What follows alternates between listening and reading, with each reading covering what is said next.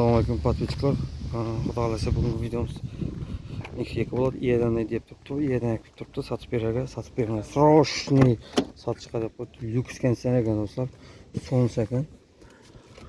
Mashinamiz idealniy состояние. Bu qala deyapti. Chexollari bor. Polik nilonlari bor. Metani bor. Zor haydalgan.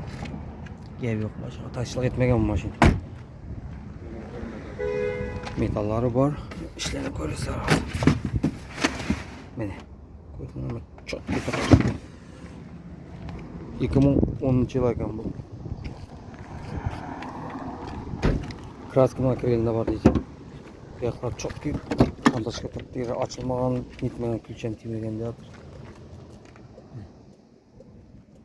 Zor kutib qo'yilgan mashina. Iloji bo'lsa, maqbul bo'lsa zo'r deb turibdi. Sonstram bo'lib, konserv berish ishlab turibdi. Ha, kredit turibdi.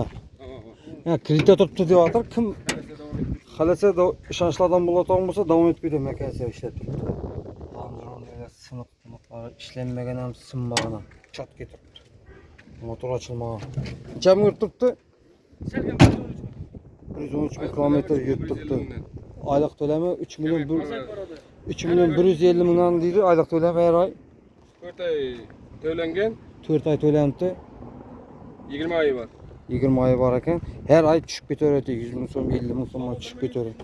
So'nggi 1 million 200 ming so'm bo'lib qoladi deb hozir. Do'stlar, kimga kerak bo'lsa, ishonchlardan bo'lsa, shu Qoraqalpog'istondan bo'ladigan bo'lsa, izin davom etib berishga beraveraman deyapti. Telefonlar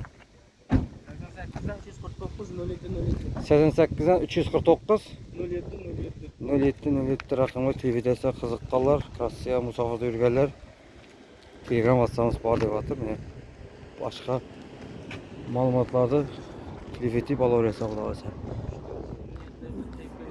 Mana da bor deyapti, kraska. Ishlanib o'tmagan deyapti. Mashina.